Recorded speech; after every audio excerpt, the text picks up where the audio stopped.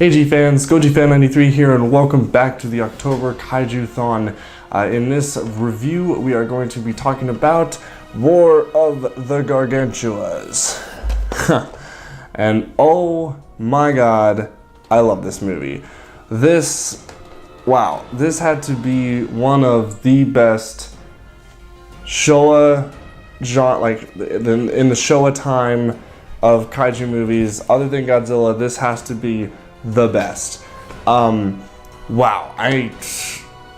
This was just a really good movie. Alright, so I'm going to do a quick little synopsis of the story. I did see the Japanese version, so I'm going to go by what the Japanese version had. I know that in the American version there was some differences, but I will be discussing what I saw in the Japanese one.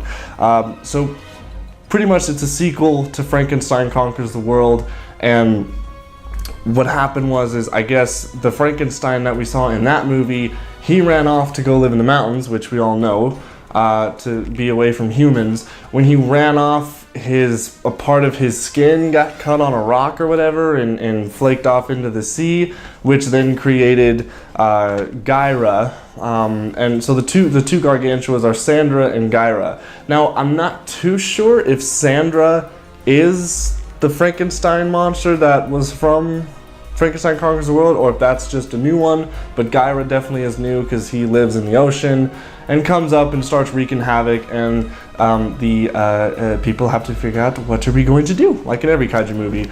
The other thing is Nick Adams is not in this one. The same characters that were in Frankenstein Conquers the World do come back, but Nick Adams is not the professor anymore. It's another American actor. I didn't look up his name. I didn't recognize him, so sorry.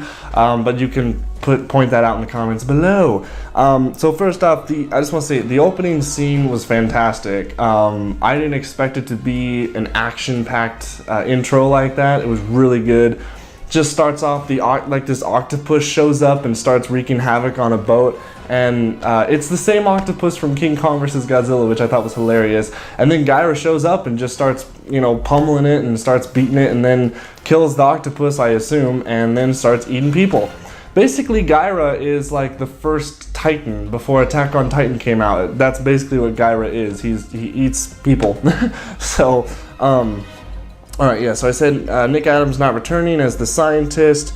And the Gargantuas themselves, they are just genuinely terrifying. I mean, and I think it's because of the suits and the suit actors and how they acted, because this had to be a different kind of Kaiju movie for them, because usually, they're guys in rubber suits with, kind of like they have like a dinosaurish style. They have tails, they have long necks and the head, and they have to move differently. With this, the actors had so much more breathing room to actually move around, so there was damn it, my notes. So they had to move around, and there was just a lot more physicality to the movie, which I really liked. And the way that the actors moved in these suits was just, it was legitimately terrifying. These creatures are probably by far one of the scariest monsters I've ever seen. So then there is a part like halfway through the movie where this girl, it's this live performance. I almost dropped my notes again, son of a bitch. Where she starts performing, and it's this song. It's this really, really cheesy love song, and a lot of you guys probably know what it is. And I know that Monstrosities, if you guys watch them on YouTube, they did like a really funny parody of it when they reviewed the movie. So check out Monstrosities, because they did a really funny little parody of that song.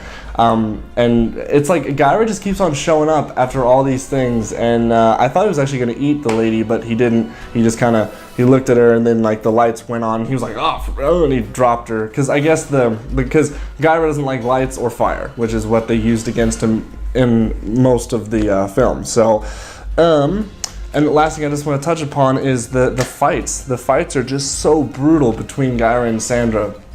My god. So what's funny is Sandra's all with humanity. He's not wanting to kill them or anything like that. Gyra's more the violent type.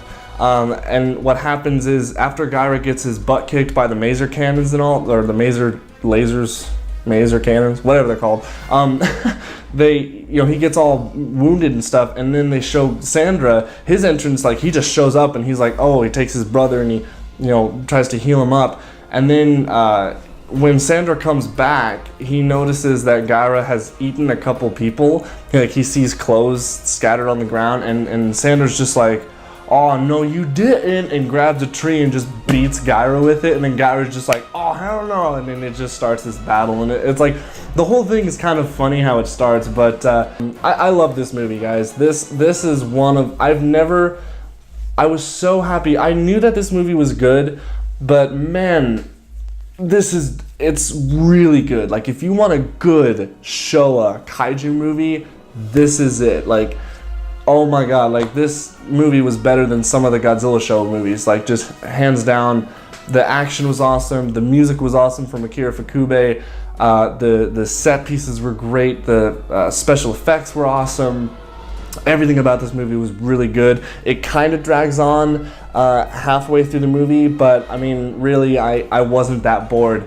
So I can say, in this marathon, this was probably the best movie so far that I've seen, all the movies that I've reviewed so far in this marathon. So yeah, if you guys have not checked it out, definitely buy this set, because this set's really awesome. You get the Rodan and Gargantuas movies. You get both Japanese versions and English versions. Highly recommend picking this up. I got this off of Amazon, so yeah, just go buy it. It's pretty good. It's only I think I only paid like $10 for it. So that's it. That's my review of War of the Gargantuans. 2 thumbs up. Amazing movie. Go watch it if you haven't.